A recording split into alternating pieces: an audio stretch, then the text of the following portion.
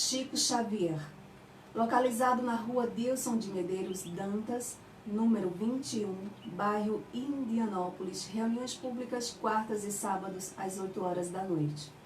Fraternidade Espírita Bezerra de Menezes, localizado na rua 25, número 96, bairro das Rendeiras, Antiga Coab 3, ao lado do Parque Municipal. Reuniões públicas segundas, quartas e sábados às 8 horas da noite. Espiritismo em Marcha, o livro dos Espíritos. Acompanhemos agora a questão de número 493. É voluntária ou obrigatória a missão do Espírito Protetor? Resposta dos Espíritos. O Espírito fica obrigado a vos assistir, uma vez que aceitou esse encargo. Cabe-lhe, porém, o direito de escolher seres que lhe sejam simpáticos. Para alguns é um prazer, para outros, missão ou dever. Outra questão. Dedicando-se a uma pessoa, renuncia o Espírito a proteger outros indivíduos? Resposta dos Espíritos. Não, mas protege-os menos exclusivamente. O Espiritismo na Bíblia. Extraímos da primeira carta de Paulo aos Coríntios, capítulo 3, versículo 9, esta passagem. Pois somos cooperadores de Deus. Comentários de Emmanuel sobre essa citação bíblica se encontra na mensagem intitulada Cooperemos Fielmente. E assim ele nos escreve através das mãos abençoadas de Francisco Cândido Xavier. O Pai é o supremo criador da vida, mas o homem pode ser fiel cooperador dele. Deus visita a criatura pela própria criatura. Almas cerradas sobre si mesmas declarar-se-ão incapazes de serviços nobres, afirmar-se-ão empobrecidas ou incompetentes.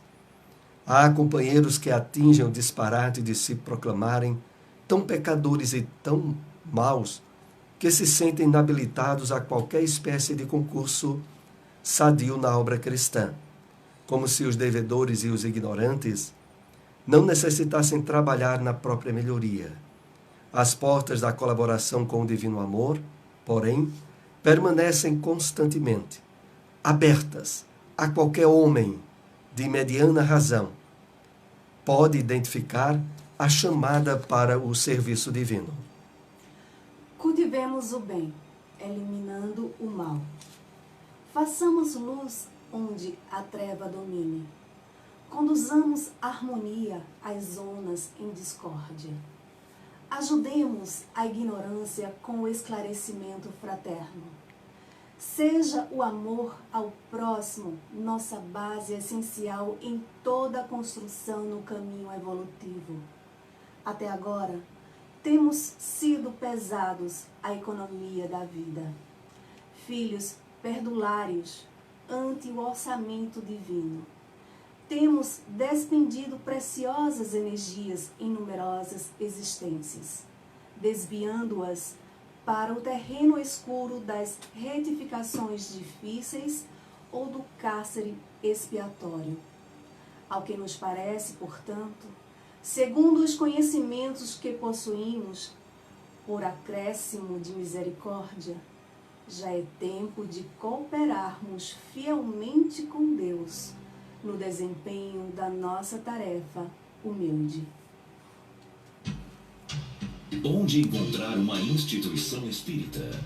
GEGAD, Grupo Espírita Gabriel Delany, localizado na rua Benjamin Larena, número 172, bairro Divinópolis, ponto de referência Borracharia 24 horas, próximo à Rua Bahia. Reuniões públicas, quartas e sextas, às 8 horas da noite. Casa Allan Kardec, localizado na Rua Seriaém, número 555, Boa Vista 2. Reuniões públicas, domingos, terças e quintas, às 8 horas da noite. Espiritismo em Marcha. Apresentação Soares. Estamos novamente ao vivo na sua Rádio Liberdade AM e FM. E através do telefone 2103 1170, 2103 1170, você é convidado a participar, a interagir, fazendo perguntas, tirando dúvidas a respeito dos temas que são abordados pela doutrina espírita. Temos aqui preparadas com os temas que foram abordados hoje algumas perguntas, mas que interromperemos a qualquer momento para atender, caso você nos telefone aqui para a Rádio Liberdade. Também quem nos acompanha pelo Facebook, é possível deixar perguntas que tentaremos ou responder ao vivo ou posteriormente através das redes sociais. Vamos então abordar aqui uma dessas questões trazidas com os temas de hoje. Como entender melhor a frase do Evangelho segundo o Espiritismo? O suicida é qual prisioneiro que se evadiu da prisão antes de cumprida a pena? Esse foi um dos temas que hoje nós abordamos a respeito das preces, da coletânea de preces espíritas, que está no livro O Evangelho segundo o Espiritismo. E vimos as questões ligadas à temática da prece por um suicida. Bom, alguém está nos ligando, depois voltaremos à nossa questão. Bom dia. Bom dia. Pois não? Eu quero fazer uma pergunta, senhora. Certo. O que é que você acha? Uma pessoa que já desligado, qual foi o sentido com uma pessoa, e quando acabar seu velho, menino carista, e até um exemplo, quer dizer, você acha que essa pessoa está certa? Uma pessoa que só vive se intrigando. Cinco mães, e essa coisa toda. Fica normal ou está certo? Isso, viu? Tá bem, agradeço muito a participação. Acompanha aí pelo rádio a nossa resposta. O nosso ouvinte nos indaga a respeito da situação onde há pessoas que, pelo temperamento delas e pelo comportamento, só vivem se intrigando e criando problemas em termos de relacionamento. Quando nós aprendemos a realidade dos objetivos da vida através da revelação espírita, nós temos uma linha de objetivos e de metas que se diferenciam muito, principalmente a respeito dos conflitos, dos problemas de relacionamento humano, cujas origens estão, sobretudo, nos níveis de imperfeições, de desequilíbrios que trazemos devido às nossas experiências reencarnatórias não muito felizes. Não é por outro motivo que nós estamos no mundo de provas e de expiações. Então nós vamos entendendo, quando a doutrina espírita nos dá essa luz, de que, de fato, é preciso entender a essência e os objetivos da vida para termos um comportamento sadio, equilibrado, em paz, em relacionamentos benéficos e estabelecidos num nível de reciprocidade, de afeto, que nos dê tranquilidade e paz. E para isso, nada melhor do que conhecer a realidade da vida espiritual, como é mostrado a nós pela doutrina espírita.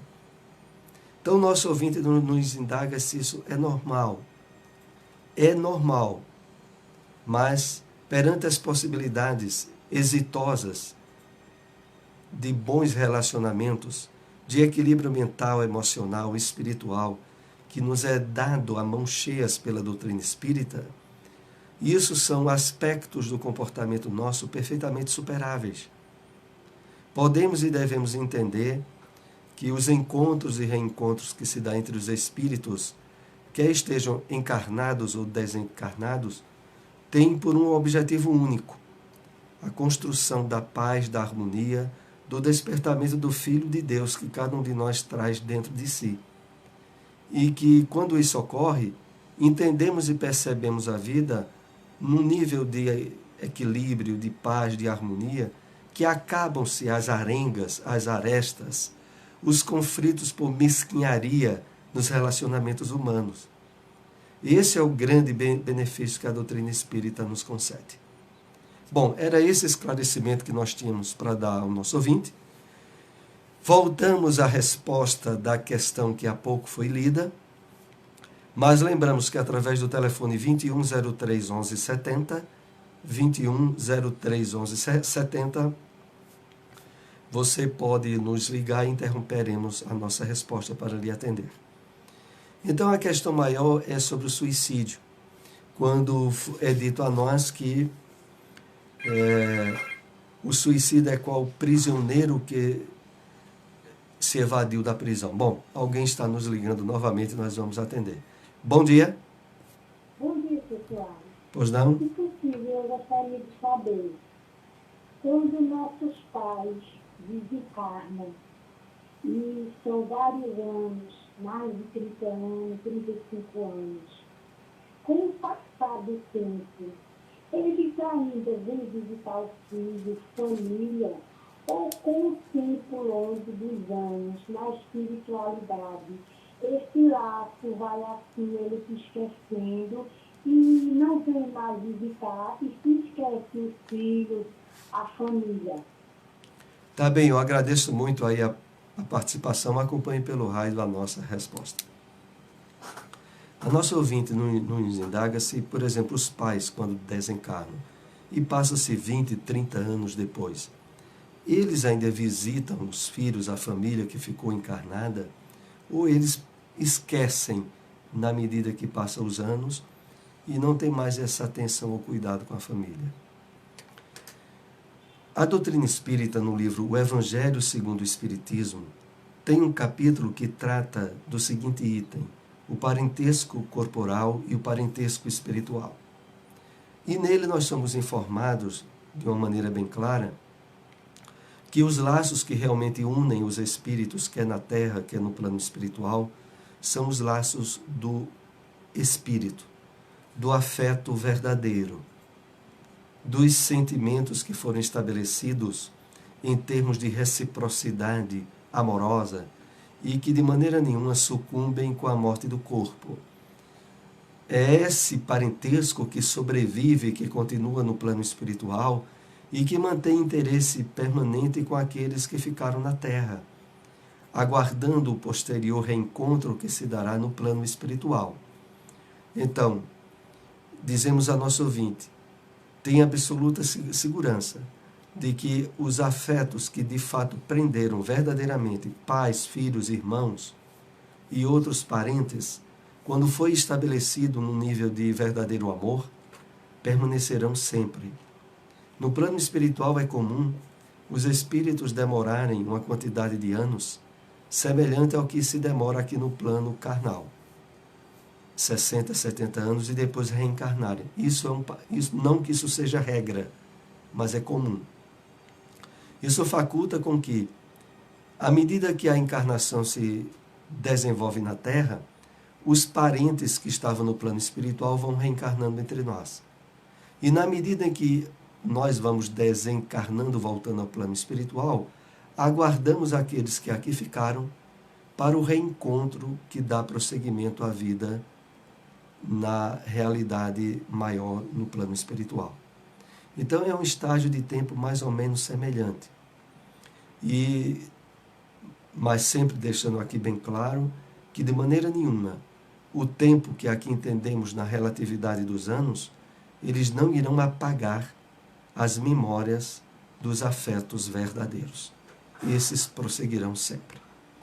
Bom, era essa a resposta que tínhamos para dar ao nosso ouvinte. Lembramos outra vez aqui o telefone da Rádio Liberdade, que é o 2103 1170. Você pode nos ligar, fazer alguma pergunta, tirar alguma dúvida.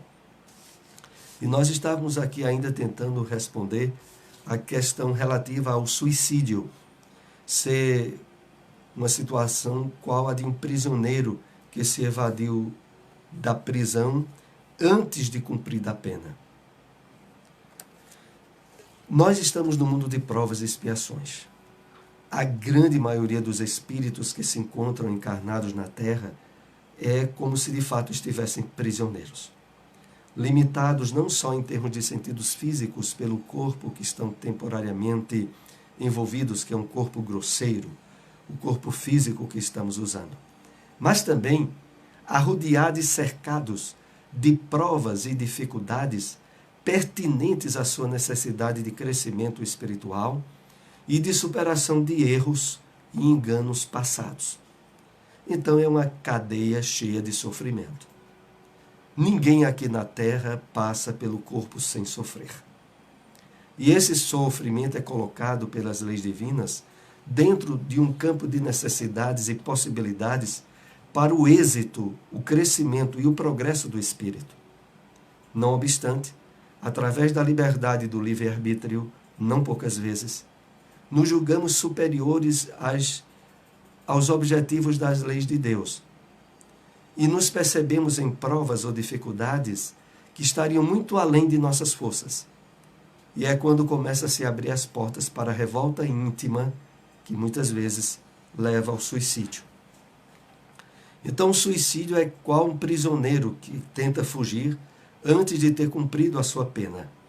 E o resultado é voltar para a cadeia, tendo que agora não só cumprir a pena anterior, mas receber, em termos de repreendas, maiores problemas do que tinha antes de ter se evadido. É por isso que, do ponto de vista espiritual, é a doutrina espírita aquela doutrina religiosa mais habilitada para elucidar a razão pela qual o suicídio é tão condenado por todas as doutrinas cristãs.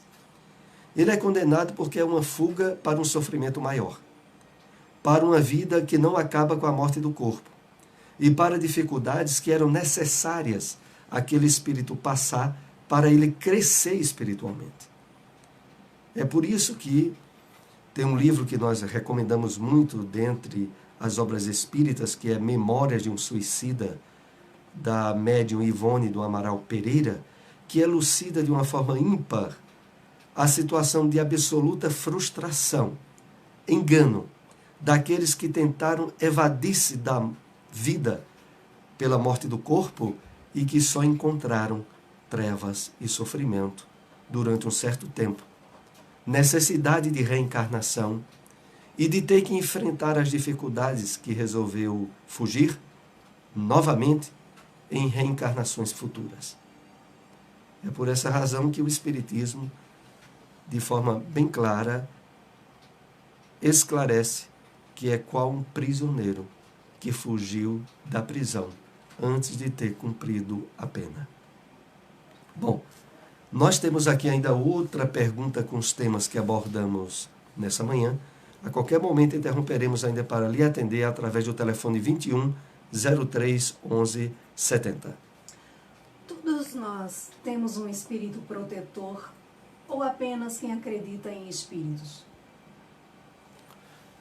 A doutrina espírita que nos revela, através da mediunidade, que todos nós possuímos, concedido pela misericórdia divina, um espírito elevado, um espírito superior, que se incumbiu de nos ajudar no progresso e na evolução, e que nos acompanham não só nessa encarnação, mas continua a nos acompanhar no plano espiritual, deixa de forma bastante explícita que isso é algo que está presente nas leis divinas para todas as criaturas humanas, independente de crenças, independente de estarem no espiritismo, no catolicismo, no próprio cristianismo, independente de acreditarem ou não em Deus, porque é algo que está escrito nas leis divinas. Todos nós temos ao nosso lado um espírito superior, cuja missão maior é nos ajudar no êxito e na vitória da nossa caminhada evolutiva de retorno para a casa do Pai, para a realidade da vida que é a espiritual, cuja essência nós trazemos no nosso espírito. Então, isso é bom ficar bem claro, é uma concessão da misericórdia divina e que independe da criatura acreditar ou não em espíritos. Todos possuímos um espírito protetor. Na Igreja Católica, principalmente chamada de anjo guardião. Também em algumas igrejas ou denominações evangélicas, que reconhecem a presença dessa intervenção divina a benefício do crescimento, do progresso e da evolução da criatura humana, dentro da lei de amor, justiça e misericórdia trazida a nós pela magnitude das leis divinas. Nós estamos chegando aos momentos finais do programa. Agradecemos a todos a participação e estejam novamente conosco na próxima semana, 7h30 da manhã, aqui no domingo, Espiritismo em Marcha. Muita paz para todos.